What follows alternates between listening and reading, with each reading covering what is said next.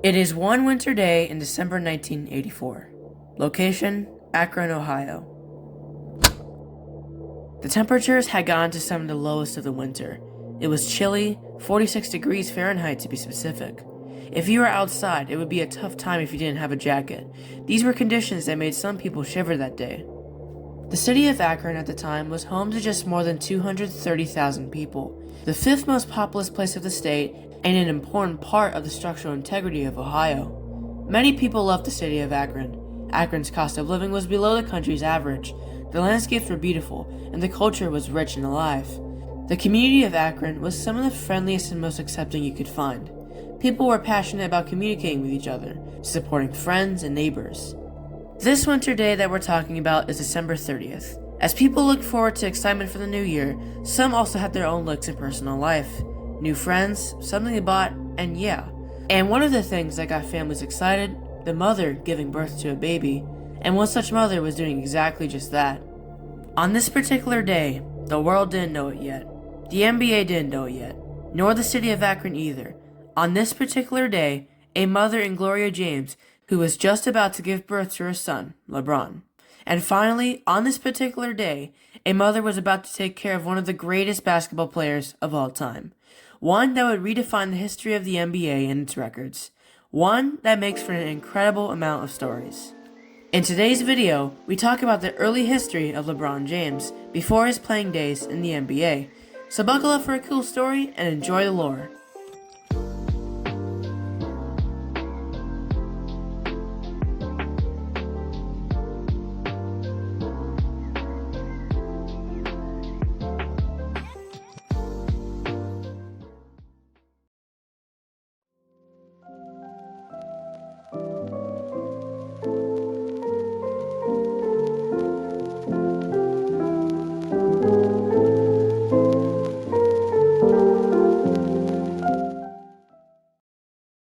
When Gloria James gave birth to LeBron, naturally she had a lot of feelings. Relief from the physical pain, how it all came together, and of course the excitement, knowing that her child would have a bright future.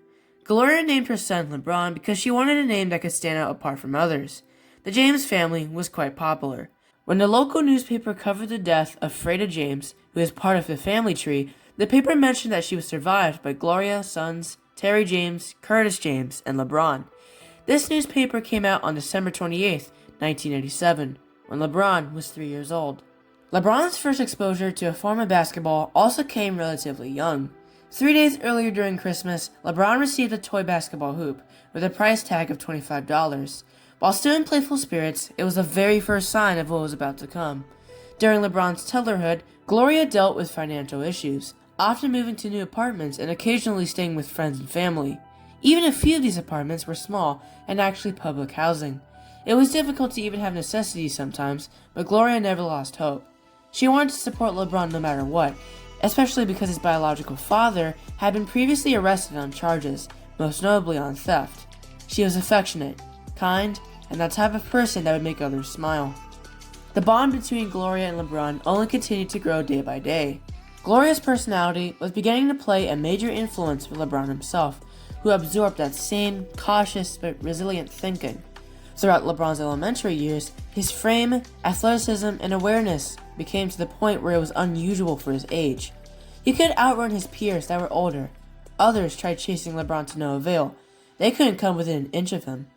In addition, LeBron was always curious. He stayed away from trouble, was received well by his teachers, and regularly did his homework. By age 9, he had recently started 4th grade and grew to be taller than his mother. His grades in school were once again above average, and there was no sign of him stopping. As LeBron constantly impressed people who watched him, as well as many coaches, one such figure was particularly intrigued. He saw the potential that LeBron had at this young of an age, and so one day, said figure made a decision that would change the trajectory of LeBron's sports days forever.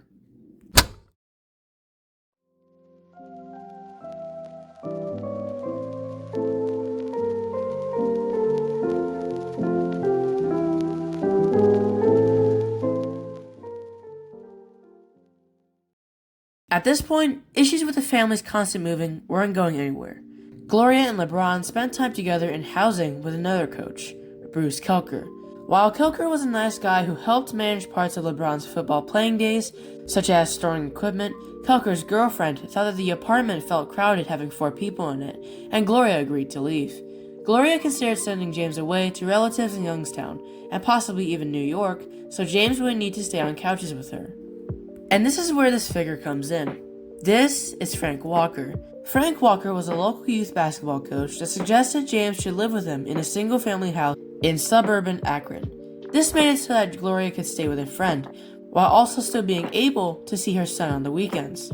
Also, the East Dragons, James' youth team, would keep their star player.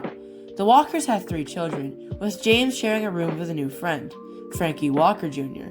Jr. was James' teammate in football, and the two came along pretty quickly. Walker taught LeBron key fundamentals of basketball, left-handed layups, dribbling, and he signed him up for a 9-year-old team, enlisting him as an assistant coach for 8-year-olds. Walker believed that him being an assistant coach would help accelerate his basketball learning curve. For 5th grade, James went to Portage Path. It was one of the oldest schools in the city, was poor, and had 90% of their students qualify for free lunches. Around the time James was enrolled, Portage Path began experimenting with what they called holistic learning. Students would take classes in music, art, and gym. These 3 became James' favorite subjects. He never missed a single day of school in 5th. Walker was another who could tell something was special with this kid.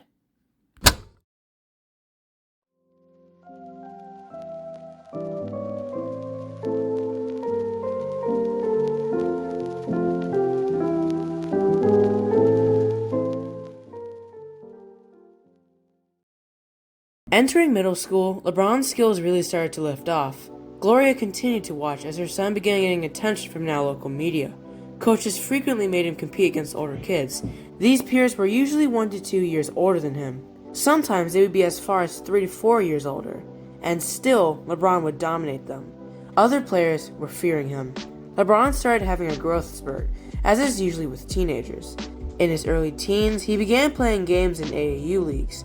And once again, LeBron dominated. He acquired the ability to play multiple positions, either a guard or a forward. LeBron's skill allowed him to be invited to multiple tournaments. He regularly shined even under pressure.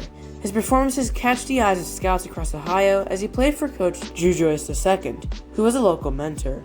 He also played for some select regional teams which represented Northern Ohio in said tournaments. As LeBron became a 7th grader, he was nearing hitting the 6-foot height barrier. His on-court and strategy intelligence was visibly improving. And also thankfully for Gloria, her problems of having to move to apartments regularly had faded away. LeBron's career was locked in at this point. It was going to be high paying, especially when he was going to get contracts and was going to dismantle most of his mother's remaining financial issues. The first signs of hype were now starting to appear. High school recruiters were looking to secure him, and there were many candidates.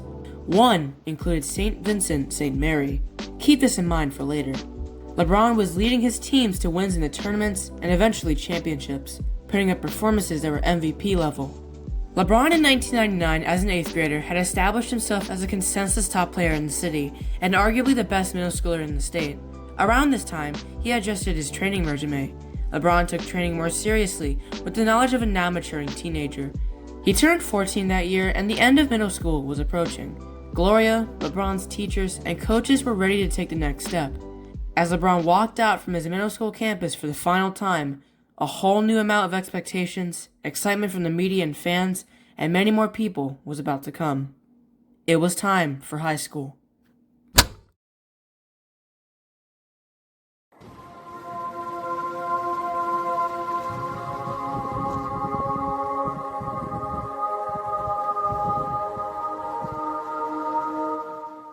In the summer of 1999, LeBron was faced with one tough question. Which high school should he commit to? There were many great options, and each had their own advantages and disadvantages. 3 of the biggest candidates, St. Vincent St. Mary, Central, and Firestone. SVSM was close to LeBron's household, was home to some of his friends, and it had a strong basketball program with great coaching in Keith Dambro. Central was known for having their strong suit with academics and athletics, and Firestone also had a great basketball program. In the end, LeBron chose the first option, as it was the most balanced considering his skills, his family, and personal well-being. The state of Ohio couldn't wait to see LeBron debut in his first high school game as a freshman. Local media had already been buzzing about his talent, but this was a new level that LeBron was going to get. As the months passed into the late part of the year, and eventually December, LeBron was preparing for it all. The pressure, his future, everything. Would he do well in his first game? Only time would tell. SVSM's first game of the season would occur as an away game, so they traveled to Cuyahoga Falls High School's court. The already mounting pressure on LeBron was made even more intense as many would watch if LeBron could really beat his opponents. Among the attendants in the game was Brian Windhorst, and he was about to witness how this prodigy was about to change everything. The babyface LeBron, being 6'3", dropped 15 points, 8 rebounds, and 2 assists, almost making it a double-double. The fans couldn't stop watching. The crowd's energy increased whenever LeBron had the ball, and Brian was amazed. He had never seen somebody like LeBron as a basketball analyst. The local media in the Akron Beacon Journal, written by Brian Windhorst, stated that LeBron was looking very impressive. SVSM ended up winning their first game, with a score of 76-40. It was a great start to their season, and LeBron already showed to the entire state just how good he was. As the 1999-2000 season progressed, LeBron became more consistent. He scored a season-high 27 points against Benedictine on December 17th, shot 5 for 8 from 3 on December 30th. His consistent rate of improvement still there from his days with Kelker and Walker. The 15-year-old SVSM superstar was leading his team to a perfect record and a Division III championship. During the championship game, while the crowd was booing SVSM, LeBron's teammate Drew Joyce III dropped 7 threes in a row near the end of the game, helping SVSM extend their lead and to win their first ever title. LeBron dropped 25 points and 7 rebounds, going 10 for 12 from the field, 2 for 4 from 3, and 3 for 4 for the free throw line. In the third quarter, SVSM went on a 25-11 run thanks to Joyce. It showed that this team was more than just clutch. They could close it out, even at the biggest stage like the championship game. And just like that, the prodigy was already a champion, still with a few years to go before he was able to declare. Ohio was talking about it nonstop. He was expected to be the next great talent the NBA would see. Heading into the 2001 season, LeBron was 16 and was now averaging over 20 points per game. His playmaking and rebounding also took considerable steps. Once again, SVSM cruised away from their opponents. They were almost defeated, only losing one game against Oak Hill Academy in Virginia. During the season, LeBron took part in what was called the ABCD camp, founded by former Nike executive Sonny Vaccaro back in 1984. Kobe Bryant, who was months away from winning his second championship, was one of the mentors there. He shared knowledge with the young prospects, including James. James said in the camp, "I don't want to be like Kobe Bryant. I just want to accomplish the things he accomplished. Like winning championships, All-star. Just doing those things." SVSM once again made it to the championship finals, where they won against Casstown to make it back-to-back titles. In the championship game, LeBron scored 35 points and 10 rebounds on 11 for 14 from the field. This title excelled LeBron into national attention. It was nearly unheard of that a high school was leading his team to 2 in a row. It made hardcore NBA fans start to realize that this kid from Akron was not just a great prospect, but a generational one. Overnight, television and many magazines covered his incredible success. Slam magazine featured him in one of their issues as a guy on the cover. LeBron was interviewed and approached several times by the media, including USA Today and 10 TV. Many tapes and recordings of his highlights were made. LeBron went from a local star to the prodigy everybody was talking about.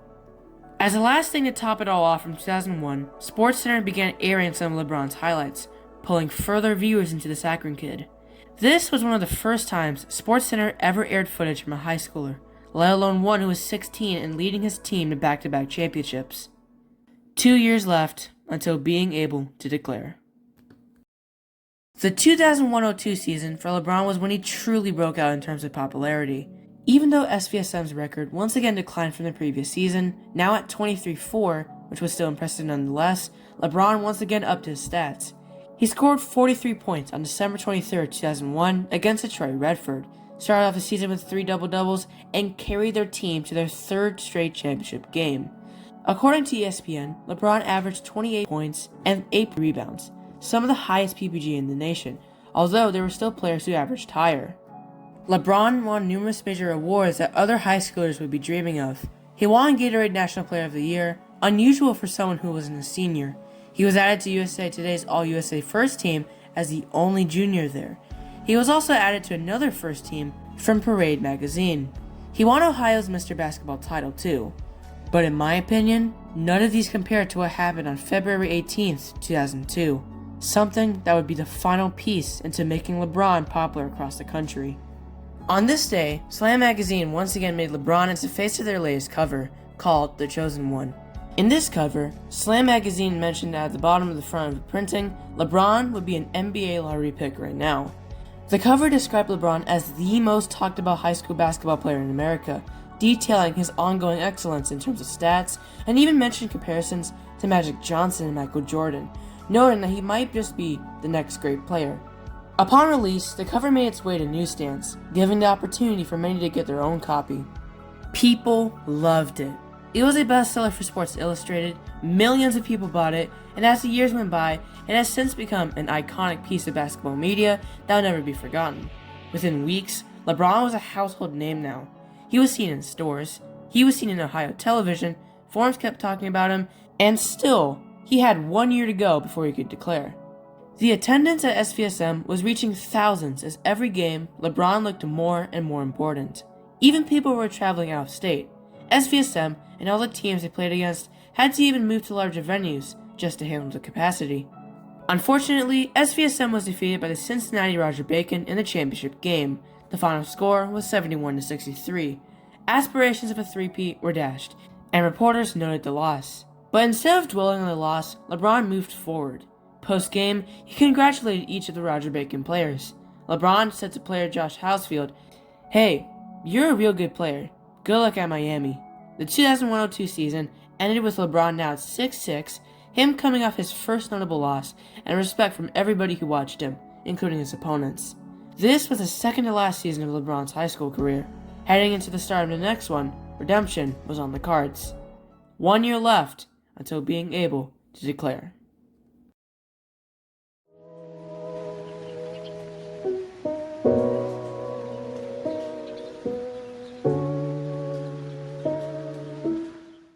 The 2002-03 season was the peak of LeBron's high school career, with the attention and excitement at an all-time high. Analysts, scouts, coaches, and teams kept a close eye on every move, predicting if he'd do college. Every game that showed his dominance, they were inspecting really closely. Whenever LeBron had a game, hundreds of thousands, sometimes millions of people would tune in, numbers rivaling the average NBA game. LeBron had a bit of a slow start in his first 3 games. His first game against Wellston was suspended, and he only scored 21 and 15 points in his next 2 games, against George Junior Republic and Chicago Julian. But in those 2 games, he did double-double with 14 and 16 rebounds. The next game, however, was going to be very different. Not in terms of how well he did, but for his already growing popularity. Networks have been planning to nationally televise his games for months now. But this time, this next game was going to be locked in as part of a schedule. ESPN2 was going to nationally broadcast LeBron's next game, SVSM versus Oak Hill Academy. Oak Hill was the number 1 high school in the nation, with SVSM paling in comparison at number 4, which was still impressive.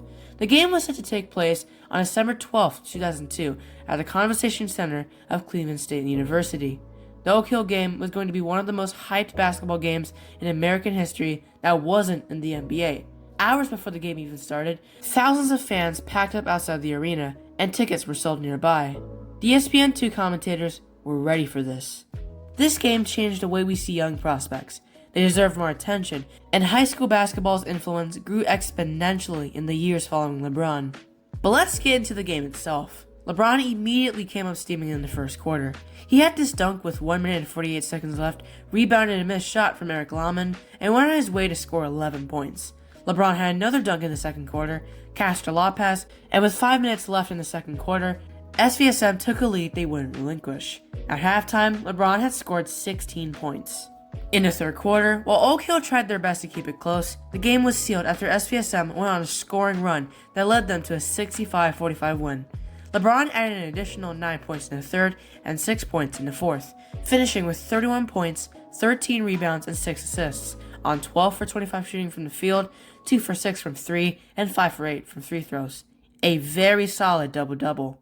After the game finished, reactions poured in from around the US. This was the first time the general public got to see LeBron. His teammates were all stunned by the attention their player was getting. NBA teams took notice, especially the Cleveland Cavaliers, who were nearby to LeBron's household.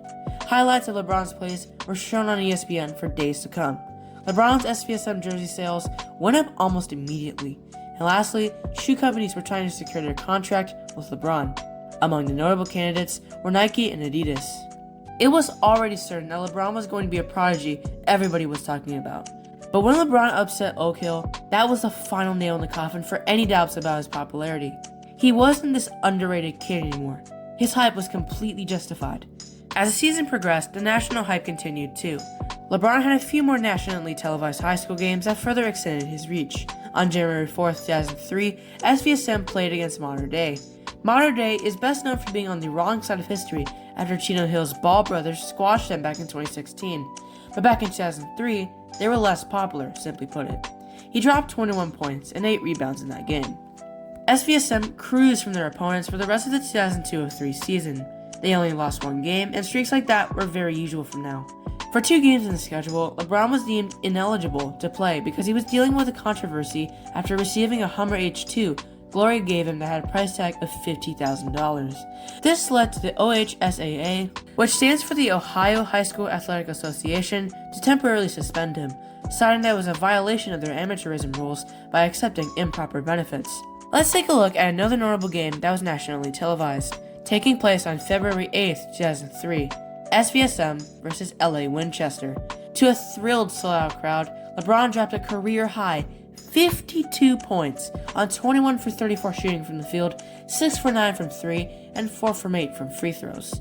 He followed this up with a 46 bomb in the next game against Zanesville on February 14th, 2003. LeBron showed that he was remarkably NBA ready for his age. Not many players had his skill set, and he was the exception for most high school phenoms. LeBron played his final high school game on March 22nd, 2003. This was yet another championship game that SVSM made it to, for the 4th time in a row. Against Kettering Alter, this game was close. There wasn't a point in the game where either team pulled away over 10 points, but in the 4th quarter, SVSM was able to get ahead comfortably. With 1 minute and just less than a half to go, SVSM was leading by 10, and clearly they were going to close it out. Kettering Alter tried their best to close the gap, going on a 6-0 run for the rest of the game, but they didn't have enough time to stop SVSM. James gets the rebound. He will dribble it out. Joyce, 4 seconds down to 1, and that is the basketball game. Akron, St. Vincent, St. Mary's wins their 3rd in 4 years. Division II state champions here in Columbus. They retain the #1 ranking in the country. SVSM had just won their 3rd title in 4 years. He put up 25 points on 10 for 21 efficiency from the field, 1 for 3 from 3, and 2 for 4 from the free throw line. He also had 9 rebounds and 6 assists, capping off a legacy that would never be forgotten in pre-professional history. LeBron was on top of the high school world. SVSM record with LeBron from 1999 to 2003 was 101-6. LeBron rarely wasn't a dominant player on the court in all of those games.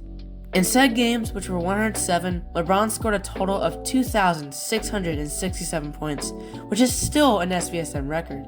He averaged 25.2 points, 7.9 rebounds, and 5.0 assists throughout his high school career, shot 55% from the field, and 36% from 3. From a slender 6'2 shooting guard, weighing 170 pounds, in 4 years, he turned into his form similar to his first season with the Cleveland Cavaliers. LeBron's high school career was one of, if not, the greatest in basketball history.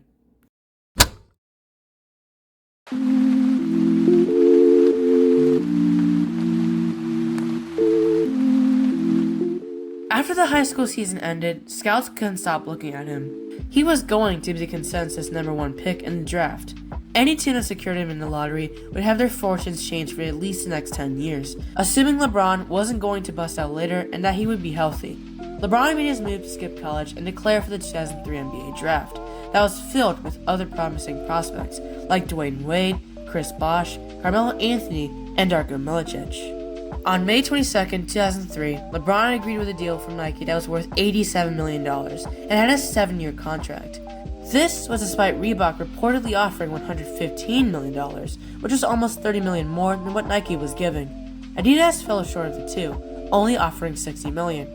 On that same day, the NBA lottery took place, and with all the GMs anticipating who would get their spot, as we all know, the Cavaliers got it with a 22.5% chance of getting the first pick. And on draft night, when the Cavaliers were announced to take their pick, David Stern delivered the line.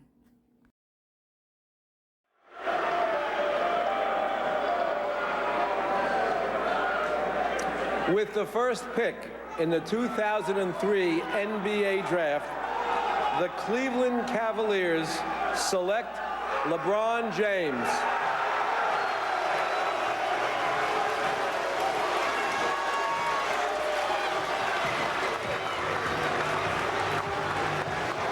There he is with his mom, Gloria.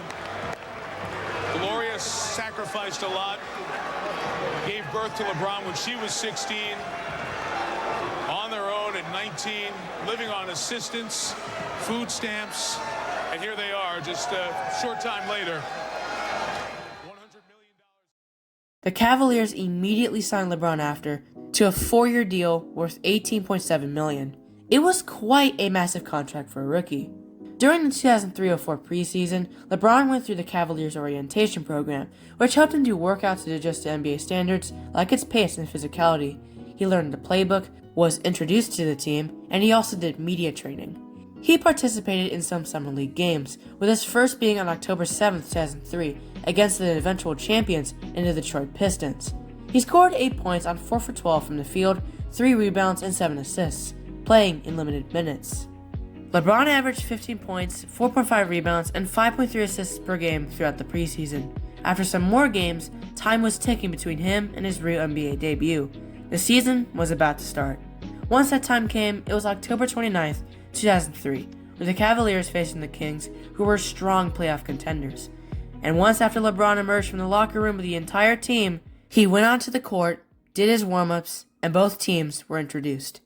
When the jump ball happened, the rest was history.